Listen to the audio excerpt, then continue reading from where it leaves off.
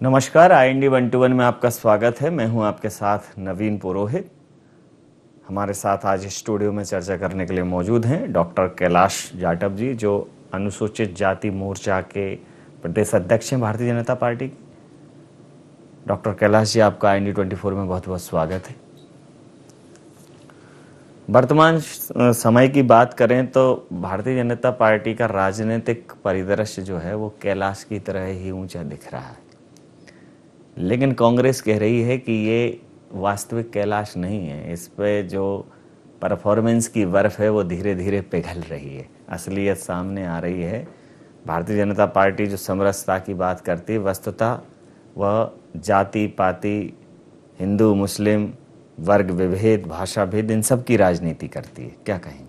नवीन, आप देखिए, इस देश में अधिकांश समय किसका राज रहा, और अगर आज वो सत्ता में नहीं है तो कौन सा समाज ने साथ छोड़ा जिसकी वजह से वो सत्ता में नहीं है। मैं जिस समाज से बिलोंग करता हूँ, अनुसूचित जाति अनुसूचित जनजाति को कांग्रेस ने सिर्फ 70 साल मतदान के लिए इस्तेमाल किया। आज उनको अपने सवाल पूछना चाहिए। जैसा आपने बोला कि बर्फ पिघल रही है, तो मैं इस सवाल के जवाब में आपसे पूछता हूँ कि सर, आप ये बताइए कि कांग्रेस के पास ये मतदाता आज क्यों नहीं है? क्या कारण था कि 70 साल तुम्हारा साथ देने के बाद ये अलग हो गया? और क्या कारण है कि आज 7 साल से सेंट्रल में हमारी सरकार है, मध्य प्रदेश में आज हम 20वां साल कर रहे हैं? इसके पीछे समाज साथ में पार्टी के खड़ा हुआ है।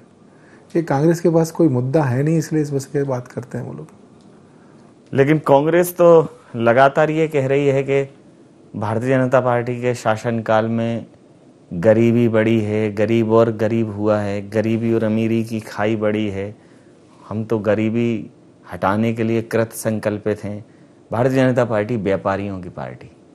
कांग्रेस में जब प्रधानमंत्री इंदिरा गांधी थी तो उन्होंने एक नारा दिया था कि हम देश से गरीबी हटाएंगे। उसके बाद उन्होंने 4 प्रधानमंत्री दिए इस देश को। वो नारा सिर्फ मतदान देने के लिए था, वो नारा किसी की गरीबी हटाने के लिए नहीं था। लेकिन इस देश में जब अंत्योदय की सरकार बनती है तो हम गरीबों के लिए शौचालय देते हैं, गरीबों को 1 किलो रुपए में अनाज देते हैं, हम गरीबों को मकान देते हैं, गरीबों को सब्सिडी देते हैं, गैस सिलेंडर देते हैं। ये मामूली बात नहीं है। मतलब 70 साल बाद इस देश में शौचालय मिले उन कन्याओं को जो बेचारी अंधेरे का इंतजार करती थी कि कब अंधेरा और मैं शौचालय के लिए जाऊँ। ये देश के और नेताओं को नहीं दिखता था क्या? लेकिन हम अंत्योदय की बात करते हैं, और अंत्योदय मतलब अनुसूचित जाति अनुसूचित जनजाति का समाज। इस पर कांग्रेस को विचार करना चाहिए। जिस प्रकार से अभी एक दुखद घटनाक्रम हुआ मध्य प्रदेश में, तो कांग्रेस ने उस पर CBI जांच की मांग की है। नेमावर में जो दलित हत्याकांड हुआ, जो आदिवासी संगठन हैं कुछ, वो वहाँ लगातार भारतीय जनता पार्टी को कह रहे हैं कि भारतीय जनता पार्टी के ये जो प्रकोष्ठ हैं, मोर्चे हैं, ये सिर्फ एक तरह से कहना चाहिए कि हाथी वाले दांत हैं, खाने के कुछ और, दिखाने के कुछ और। तो कितना दम है उनके आरोपों में? आज तक कांग्रेस ये बताए, इतने साल उनकी सरकारें रही, जिस तरीके की कार्रवाई भारतीय जनता पार्टी के शासनकाल में हो रही है, ऐसी कार्रवाई इसके पहले उनके शासनकाल में कभी हुई है क्या आरोपियों के खिलाफ? हम जातिगत राजनीति नहीं करते। हमारा जो राजनीति करने का तरीका है सर्व समाज, समरस समाज। आज वो नेमावर में अनुसूचित जनजाति के घर में कांड हुआ है, इसका मतलब ये नहीं कि वो अनुसूचित जाति के लोग हैं इसलिए हमने कार्रवाई की है या कुछ किया है। भारतीय संविधान में उनको अधिकार मिलना चाहिए, और उस अधिकार को दिलाने का काम हमारी भारतीय जनता पार्टी की सरकार, शिवराज जी की सरकार ने तत्परिक कार्रवाई करी, और आरोपियों पर कार्रवाई करके आज उनके नस्त नाबूद कर दिया, उनके परिवार को। ये कांग्रेस को सवाल ही नहीं उठता पूछने का। अगर ये संशोधन पहले होते संविधान में तो आज ये अत्याचार होते क्या? आपको मैं पुराने उसमें नहीं ले जाऊंगा, मैं सिर्फ एक विषय आपके सामने रखूंगा कि भारत का सुप्रीम कोर्ट ये बोलता है कि एट्रोसिटी एक्ट खत्म होना चाहिए, लेकिन नरेंद्र मोदी छाती ठोक के बोलते हैं कि नहीं साहब, इसमें संशोधन होना चाहिए। लोकसभा और राज्यसभा में पारित किया। ये कौन सी पार्टी का काम है? ये भारतीय जनता पार्टी का काम है। तो इस बारे में हमारे नेताओं ने जो हमारे समाज के लिए किया, और जो उनके समाज के लोग बोलते हैं कि उनके नेता को तो पता नहीं चल रहा कि अनुसूचित जाति का नेता कौन है उनका। मैं मोर्चे का अध्यक्ष बना हूं 17 जनवरी को, 23 मार्च को प्रदेश का पूरा दौरा कर चुका हूं, हर जिले का। उनके यहां कौन है भैया अनुसूचित जाति का नेता? किसने कांग्रेस ने नेता बना दिया? आज हमारे राष्ट्रीय अध्यक्ष हैं आदरणीय लाल सिंह आर्य, जो कि ग्वालियर के रहने वाले हैं। ये हमारे लिए गर्व का विषय है मध्य प्रदेश के लिए। और मैं तो दावे के साथ कहता हूँ कांग्रेस खुल के बात कर ले समाज के ऊपर। उन्होंने क्या 70 साल में दिया और हमने क्या 15 साल में दिया। उनके यहाँ नेता जवाब देने को नहीं मिलेंगे। तो ये सब बातें राजनीतिक हैं। और उनके कमलनाथ जी ने शोक संतप्त परिवारों के पास गए, कमलनाथ जी उनसे मिले और उनको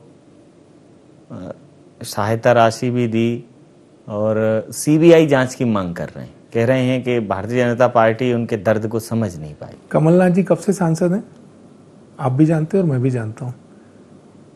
कमलनाथ जी कब से सोनिया जी के खास हैं आप भी जानते हैं, मैं भी जानता हूँ।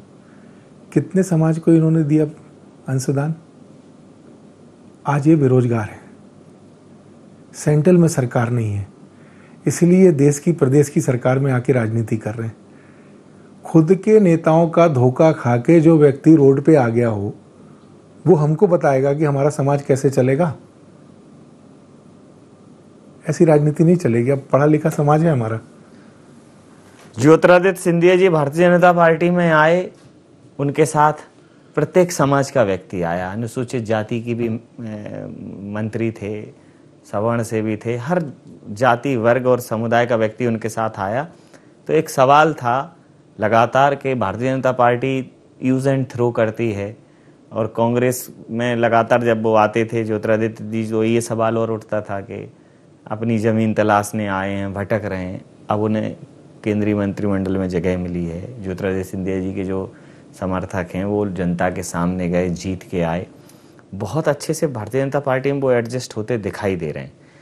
तो ज्योतिरादित्य सिंधिया जी को लेकर जिस प्रकार से कांग्रेस बातें कर रही थी, आपने कहा कि जो अपने लोगों को नहीं संभाल पाए, आपको इस चेंज में जो इतने ज़्यादा लोग भारतीय जनता पार्टी में आए, आपको लगता है कि ये आपकी रीति नीति और आपके जो नियम सिद्धांत हैं उनके साथ तालमेल बैठा लेंगे?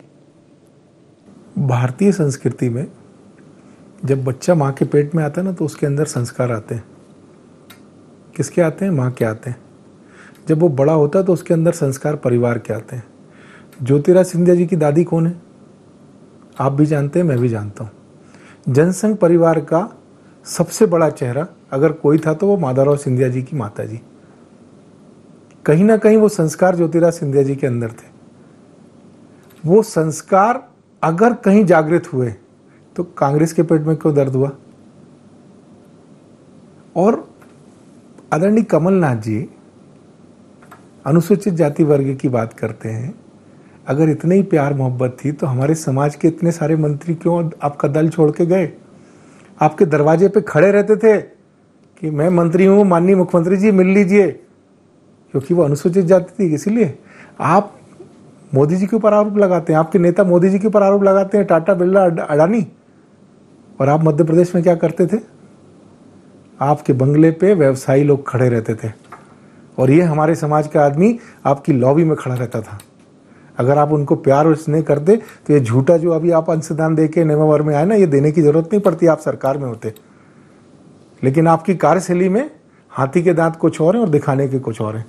जिस प्रकार से आपने कहा आपने पूरे प्रदेश का दौरा किया, मध्य प्रदेश की भारतीय जनता पार्टी को अभूतपूर्व समर्थन मिला है, पिछड़ा वर्ग हो चाहे अनुसूचित जाति जनजाति हो, तो लगातार मिल रहा है, इसमें कोई दो राय नहीं।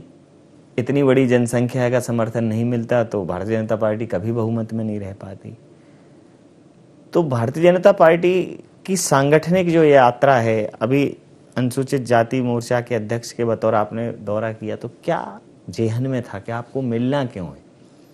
रिपोर्ट तो सब सरकार से मिल जाती। देखिए, रिपोर्ट मिलना प्रशासन के अधिकारियों का काम है कि उनको शासन की तरफ से मुख्यमंत्री जी को रिपोर्ट देना है।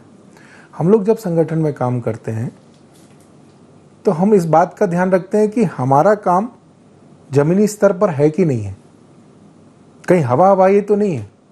तो हम लोग मंडल स्तर पर बूथ स्तर तक जाते हैं और हमारे यहाँ नेता पेट से पैदा नहीं होता। हमारे यहाँ जब हम बूथ स्तर पे काम करते हैं और वहाँ जब जो चेहरे पसंद आते हैं उन चेहरों को हम मंडल में लाते हैं, मंडल से प्रदेश जिले में लाते हैं। इस तरीके से कार्यकर्ता का गठन होता है। अब मेरे को मोर्चे का अध्यक्ष बनाए, मैं दौरे नहीं करूंगा तो मैं पहचानूंगा कैसे? तो मेरा ये जो दौरा का कार्यक्रम था पूरे प्रदेश का, वो सिर्फ इसलिए था कि नए चेहरों को पहचानना और उनके संगठनात्मक गतिविधियों में कैसे उनको लगा सकते हैं, कैसे उसका भाव पैदा कर सकते हैं, उसके बारे में बैठ के चर्चा करना था। जी, मोर्चा के अध्यक्ष के तौर पर आज जहां जातिवाद का जहर देश और प्रदेश की राजनीति में घोला जा रहा है, वहां आप एक समरसता की दुहाई देते हैं। कई बार ऐसी तस्वीरें आती हैं तो सोशल मीडिया पर उनके मजाक भी उड़ाए जाते हैं कि किसी दलित के घर पर किसी ने भोजन किया। हालांकि हमारी संस्कृति में तो समरसता पहले से मौजूद है। प्रभु श्री राम ने माता सबरी के जूठे बेर खाकर इस बात को सिद्ध किया था। लेकिन जो भी परिस्थितियां रही हों, आज बेहद ज़रूरत है कि ये ऊंच नीच की खाई इसको कम किया जाए। तो मोर्चा इस दिशा में जन जागरूकता के कितने प्रयास कर रहा है? क्योंकि जागरूकता के अभाव में कई लोग कई तरह के मूवमेंट जो समाज के लिए, उस जाति विशेष के लिए घातक होते हैं, उनको अंजाम दे देते। ये सवाल आपका बहुत अच्छा है। मध्य प्रदेश में 2.5 साल बाद चुनाव है। अभी जो हमारे विपक्ष में दल हैं उनको सिर्फ इसी तरीके का दिखेगा। किसी जगह भी कोई अत्याचार अगर अनुसूचित जाति वर्ग के ऊपर होगा तो वो बहुत हाईलाइट होगा। अब इस समय, ये आने वाला समय, ये फसल बोने का समय, अभी काटने का समय 2.5 साल बाद आएगा। तो मेरा आपके चैनल से एक बहुत विनम्र आग्रह है उन नेताओं से जो समाज में जाके राजनीति करते हैं। हमको समाज का उत्थान करना है, उसको न्याय दिलाना है। टेम्परेरी व्यवस्था नहीं करना कि आज मेरी फोटो पेपर में छप जाएगी और वहाँ मैं बोलूँगा कि साहब मैं तो उसके दुख में गया था, मैंने 2 लाख रुपए 1.5 लाख रुपए दे के आ गया। इससे उस परिवार का भला नहीं होगा। हम उस परिवार का भला जब कर सकते हैं कि वो समाज में सम्मान के साथ जिए, उसके परिवार को रोजगार का साधन मिले। आज माननीय मुख्यमंत्री जी ने कोरोना काल में जो आश्रित खत्म हो गए, घर में जो घर परिवार चलाते थे, उनको नौकरी देने की बात की है, अनुकंपा नियुक्ति दे रहे हैं। हम 5,000 रुपये की राशि दे रहे हैं। ये किसके लिए कर रहे हैं? मुख्यमंत्री जी है, हमारे मोर्चे के कार्यकर्ताओं के लिए नहीं कर रहे हैं। लेकिन जो बेचारा गरीब है वो क्या गरीब ही रहेगा क्या? कांग्रेस को नहीं दिखता था कि यार वो पन्नी वाले घर में पानी टपकता है, उसको 2 कमरे पक्के बना के देना चाहिए? मोदी जी को समझ में आता है। कहीं ना कहीं स्तर उठ रहा है, तभी तो कांग्रेस से छोड़ के हमारे पास आए हैं लोग बात। तो मोर्चे का सीधा सीधा स्पष्ट है, हम स्थायी व्यवस्था करेंगे। टेम्परेरी व्यवस्था जिन्होंने 70 साल इसको लीक करके राजनीति की है, उस व्यवस्था में हम लोग नहीं जाएंगे। ये समाज आर्थिक रूप से, मानसिक रूप से, शारीरिक रूप से समाज में संपन्न बने और समाज में प्रतिष्ठित रूप से पहचाना जाए, उसके लिए भारतीय जनता पार्टी काम करती है। ये छोटी मोटी राजनीति, यार उसको अत्याचार कर दिया, ये कर दिया, वो कर दिया, हमारा उसमें बिलीव नहीं है। और इस मध्य प्रदेश की धरती पर जब तक भारतीय जनता पार्टी की सरकार है, किसी की हिम्मत नहीं है कि वो अनुसूचित जाति वर्ग के खिलाफ अत्याचार करे। परिणाम देख लिया है नवंबर में। जी, जिस प्रकार से आप, चूंकि आपकी पृष्ठभूमि संघ की रही है, संघ के आप प्रचारक रहे हैं, संघ की पाठशाला में आपने समाज सेवा का कहरा सीखा और राजनीति भी उसका एक सक्रिय माध्यम है समाज सेवा का। तो संघ के ऊपर आरोप लगते हैं कि संघ जो है एक वर्ग विशेष को सपोर्ट करता है, संघ की विचारधारा जो है वो खतरनाक है। दिग्विजय सिंह तो संघ को लेकर बहुत आक्रामक रहते हैं, राहुल गांधी जी भी रहते हैं। तो आप चूंकि आपकी तो पृष्ठभूमि वही है, तो क्या है वस्तु? जिनके परदादा ने संघ का गणवेश पहना हो तो उनको समझ लेना चाहिए। आंखों पे पट्टी बांध के हाथी का कान पकड़ के सूफा नहीं बोल सकते आप उसको। आपके संस्कार ऐसे हैं, हमारे संस्कार अच्छे हैं, हम संघ की शाखा में जाते हैं। अगर आपके संस्कार अच्छे होते तो आप संघ को कभी गाली नहीं देते। नेहरू जी और गांधी जी एक वर्ग में गए थे, वहाँ हेडगेवार साहब ने जब उनको वर्ग का निरीक्षण किया तो उन्होंने 2-3 लोगों से परिचय किया। तो उन्होंने बोला आपका क्या नाम है? बोले मेरा फलाना नाम है। बोले सरनेम क्या है? बोले हमको नहीं मालूम। और बाद में पता चला कि जो भोजन बनाने वाला है, जो परसने वाला है, जो बर्तन उठाने वाला है, जो झाड़ू लगाने वाला है, उसमें अनुसूचित जाति और सामान्य वर्ग के लोग सभी साथ काम कर रहे हैं। हमारे यहाँ जो वर्ग लगते हैं वो वर्ग की क्या व्यवस्था है? एक टोली कभी झाड़ू लगाएगी, एक टोली कभी साफ करेगी, कभी लैट्रिन बाथरूम साफ करेगी, कभी एक टोली भोजन बनाएगी। भोजन सभी लोग करते हैं। आप किसी व्यक्ति के बारे में जानते नहीं हैं और उसके बारे में प्रवचन देंगे तो ये चलेगा क्या? दिग्विजय सिंह जी हमारे लिए शुभंकर है, क्योंकि जब वो संघ को गाली देते तो संघ को समाज समझता है, और जो समाज संघ को समझता है वो संघ को गाली देने वाले को पसंद नहीं करता। इसलिए दिग्विजय सिंह का ये हाल है। लेकिन दिग्विजय सिंह तो इस हाल के बावजूद भी रास्ता एक नया निकाल के हर हाल में जो पहुंचना था पहुंच गए हुए। राज्यसभा सांसद तो हैं वो, उनके ऊपर आप लोग ये आरोप लगाते हो कि वो तो पुत्र मुंह में उन्होंने पार्टी को निगल लिया है, तो इस आरोप में देखो ये क्या है, आप भी जानते हो और मैं भी जानता हूँ, बुढ़ापे में आदमी सटिया जाता है। ये उसी का परिणाम है जो आज कांग्रेस की सरकार यहाँ से चली गई। ये तो कमलनाथ जी मोहरे हैं, दिग्विजय सिंह ने उनको चला है शतरंज की चाल पे, इसकी वजह से सरकार चली गई। ये खैर अलग विषय है, ये अपना छोटा विषय है, अपन इस पे बात करेंगे। हमारा सिर्फ इतना कहना है कि संघ को पहचानना है तो संघ की शाखा में आओ। संघ की शाखा में जो आ जाता है वो संघ को पहचान जाता है। लेकिन शाखाओं में तो कहते हैं कि जातिवाद का और कहीं ना कहीं एक कम्युनलिज्म का पाठ पढ़ाया जाता है, कट्टरता का भाव जागृत किया जाता है। कट्टरता होती तो डॉक्टर कैलाश जाटव आपके सामने होता? इतना सा जवाब है आपके सवाल का। कट्टरता होती तो मैं आज आपके सामने होता क्या? आपको पार्टी ने पिछली बार टिकट भी दिया गोटे गांव से, एक बहुत कम मार्जिन से आप हारे। पिछली बार कांग्रेस को अच्छा रिस्पांस मिला, उसके पीछे की क्या वजह मानते हैं? देखिए, जहां तक मेरा चुनाव हारने का कारण है वो अपना एक अलग विषय है, वो पर संगठन को मालूम है। हारना और जीतना ये भाग्य का खेल है, मैंने स्वीकार किया उस हार को। अब संगठन को तय करना है कि वो हार क्यों हुई थी जी, ये मेरा विषय नहीं है जी। लेकिन कांग्रेस को सिर्फ गोटेगांव ही नहीं, कांग्रेस ने कई जगह अच्छे अच्छों को परास्त किया। कांग्रेस को पिछली बार अच्छा रिस्पांस मिला, उसकी वजह क्या मानते हैं आपके? 2018 में सरकार कांग्रेस ने बना ली थी, आपकी थोड़ी सी सीट उनसे कम थी, कांग्रेस की थोड़ी ज्यादा थी, पूर्ण बहुमत नहीं था कांग्रेस के पास भी, लेकिन बहुमत के बहुत करीब थी। तो ज्यादातर रिस्पांस हर क्षेत्र से मिला कांग्रेस को, उसके पीछे की वजह क्या मानते? झूठ और फरेब, चुनावी वादे। आज भी इस देश में चुनाव के समय हम अपने फरेब को किस तरीके से समाज में फैला सकते हैं, हम अपने जातिगत समीकरणों को कैसे बिछा सकते हैं, ये दो महत्वपूर्ण मुद्दे होते हैं जो 5 साल में जो खास मुद्दे होते हैं उसको भूल के जनता उसमें फंस के वोट देती है।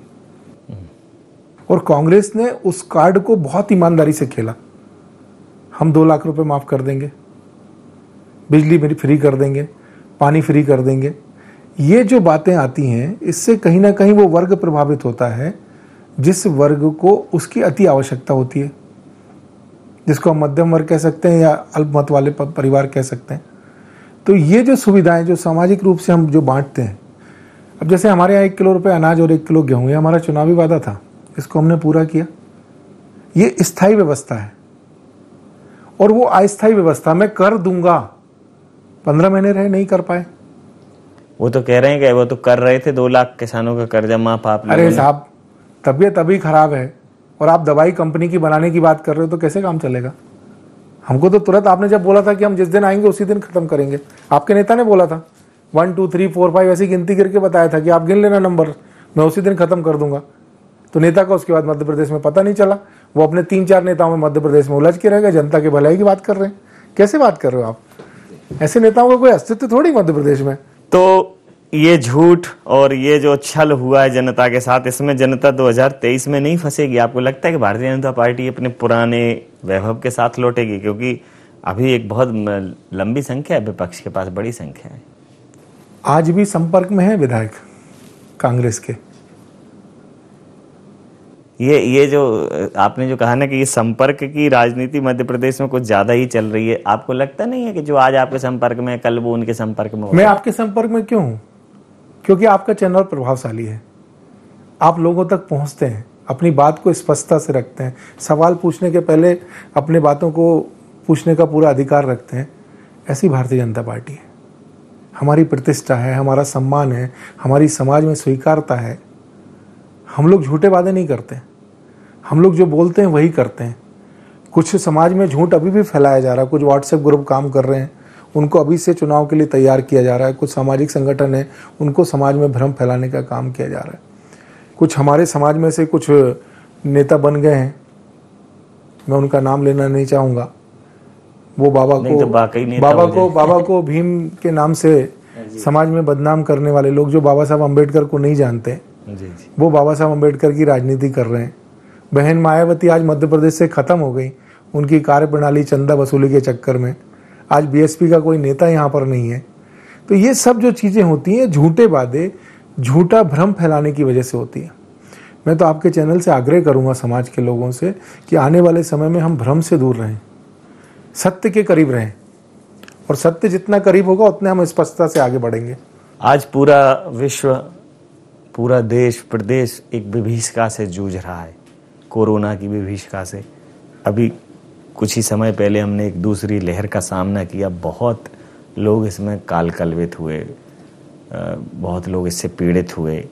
जैसे तैसे ये स्थितियां नियंत्रण में आई हैं। तीसरी से लहर के लिए सरकार कह रही है हम बहुत चाक चौबंद हैं, बहुत सजग हैं। मोर्चे की भी अपनी एक जवाबदेही है। तो कोविड की रोकथाम के लिए, वैक्सीनेशन के लिए मोर्चे ने अपने स्तर पर कोई जन जागरूकता का प्रयास किया? हमारे भारतीय जनता पार्टी के राष्ट्रीय अध्यक्ष माननीय नड्डा जी ने आह्वान किया, और प्रदेश के अध्यक्ष आदरणीय विष्णुदत्त शर्मा जी ने भी आह्वान किया कि मोर्चा इस ओर काम करेगा। हम लोगों ने सेवा ही संगठन के माध्यम से, आपको याद होगा कि 1581 यूनिट ब्लड अनुसूचित जाति मोर्चे ने कलेक्ट किया पूरे मध्य प्रदेश में। 57 जागरूक रथ अनुसूचित जाति मोर्चे की तरफ से पूरे प्रदेश में जहां उपलब्ध हो सकते थे वहां जागरण का काम, वैक्सीनेशन लगाने की अपील, कोरोना से बचाव का। कोई पार्टी इस मैदान में नहीं दिखी। आपने जैसे बोला कि ये 1.5 महीने जो काल था, मार्च और अप्रैल वाला, ये भीषण काल था भारत के लिए। कोई भी सरकार रहती व्यवस्थाएं नहीं कर पाती, लेकिन ऑक्सीजन की कमी आई, भारतीय जनता पार्टी ने तुरंत एक्शन लिया और 1 हफ्ते में पूरे देश में उस कमी को, आप मीडिया से जुड़े हुए हैं, आंकड़े आपके पास होंगे, तुरंत उसको ख़त्म करने का काम किया। मेरा कहने का मतलब यह है कि हमारे लिए भारतीय जनता पार्टी मतदान लेके सरकार बनाने वाली पार्टी नहीं है। हम लोग समाज से जुड़े रहते हैं। हम लोग के तो कई नेता लोग बोलते हैं यार ये लोग सोने नहीं देते हमको, तो 24 घंटे काम कराते हैं। आपके पास भी कई नेता आए होंगे, यार हम तो मर गए यार, पता नहीं क्या क्या कराते रहते हैं। और ये जो कराने वाली प्रवृत्ति है, भाई हम तो राजनीतिक दल हैं, तो हमको तो 5 साल में वोट मांगने जाना चाहिए, लेकिन हम वृक्षारोपण कर रहे हैं श्यामा प्रसाद मुखर्जी के जयंती वर्ष में। उनके निर्माण दिवस तक हमने आग्रह किया। हम बाबा साहब अम्बेडकर के समय हम जागरण का काम कर रहे हैं। हम उन महापुरुषों को लेके चलते हैं जिन महापुरुषों ने समाज के सुधार का काम किया, और उनकी जयंती पर कुछ ना कुछ करते रहते हैं। पूरे साल भर हमारे भारतीय जनता पार्टी के कार्यक्रम चलते हैं। तो हम लोग कोई वोट मांगने वाली पार्टी अकेले नहीं है, समाज में खड़े होकर समाज के साथ चलने वाले लोग हैं। आपने पहली लहर में देखा होगा, जब राज्यों से पलायन हो रहा था उस समय भारतीय जनता पार्टी का कार्यकर्ता हर चाक चौराहे पे खड़ा हुआ मिला होगा आपको। भोजन की व्यवस्था आपको चौराहे पे मिली होगी। जैसा आपने कहा कि भारतीय जनता पार्टी के अलावा कोई पार्टी नहीं दिखी, आप कांग्रेस जबकि उल्टा कहती है भारतीय जनता पार्टी की सरकार का और नरेंद्र मोदी जी की सरकार का ये फेल्यूर है जिस वजह से इतनी बड़ी विपदा इस देश पर आई। भारत देश में निवास करने वाला ये कभी स्वीकार नहीं करेगा कि भारतीय जनता पार्टी ने काम नहीं किया इस कोरोना काल में। चाहे वो मेडिसिन का मामला हो, चाहे ऑक्सीजन का मामला हो, चाहे गरीबों को आश्रय का देने का मामला हो, चाहे चिकित्सा का मामला हो, हर क्षेत्र में जिस तत्परता से काम हुआ है। अगर आपको एक उदाहरण के लिए मैं बताता हूँ, मेरे परिवार में पहले 2 सदस्य थे, उस हिसाब से मेरे पिताजी ने 2 मकान बनाए। अब वो 2 सदस्यों के 4 सदस्य 8 सदस्य हो गए। तो नई व्यवस्था एकदम से नहीं बढ़ी हुई, क्योंकि जमीन तो उतनी थी।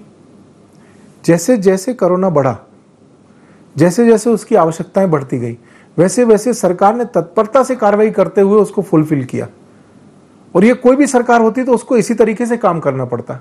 अब जैसे ऑक्सीजन के बारे में इतनी ज्यादा खपत बढ़ जाएगी, ये किसी सरकार को नहीं मालूम था। अमेरिका जैसे लोग पूरे नहीं कर पाते थे, तो ये तो भारत जैसे जहां पे मास्क नहीं बनता था, सिर्फ 15 दिन के रिकॉल के अंदर स्पेयर मास्क हमने बाद में सप्लाई की बाहर।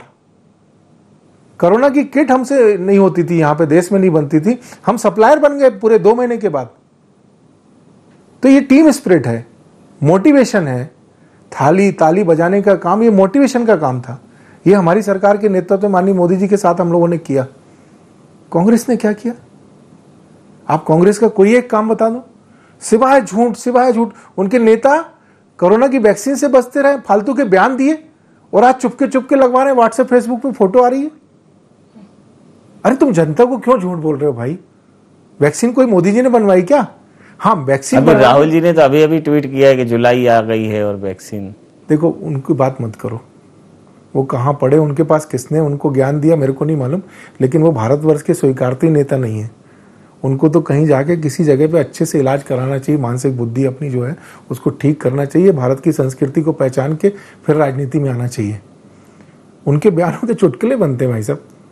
ये अच्छा है क्या इस देश के लिए? आप देश के प्रतिष्ठित परिवार के नेता हो, जिनकी दलाली से आपने पूरे परिवार का आज आर्थिक आनंद लिया है। आज इतनी जन्म पूंजी आपके पास में है, कहाँ से आई इतनी पूंजी? कौन सा रोजगार करते हो आप? आपके जैसे बहुत सारे सांसद हैं देश में, उनके पास इतनी पूंजी क्यों नहीं है? तो ऐसे लोगों को कोई विश्वास करने वाले लोग नहीं। ये सब झूठ फरेब की राजनीति। मानवता के लिए उषा की किरण जगाने वाले हम, शोषित पीड़ित दलित जनों के भाग्य जगाने वाले हम। और ये कोई एक दिन का फलसफा नहीं है, ये कोई एक दिन का सिलसिला नहीं है, ये अनवरत और निरंतर चलने वाली प्रक्रिया है। क्योंकि सेवा ही हमारा संगठन है और सेवा ही है हमारा धर्म और सेवा ही हमारा कर्म। कुछ इसी मनोभावों के साथ अनुसूचित जाति मोर्चा मध्य प्रदेश में काम कर रहा है और सामाजिक समरसता की एक अद्भुत मिसाल प्रस्तुत कर रहा है। सर, जिस प्रकार से देश के प्रदेश के तमाम सारे महत्वपूर्ण विषयों पर आपसे हमारी वार्ता हुई, आपने अपने विचार साझा किए, हमें इतना समय दिया, आपका बहुत धन्यवाद। आपका भी बहुत बहुत आभार, पूरी टीम का धन्यवाद।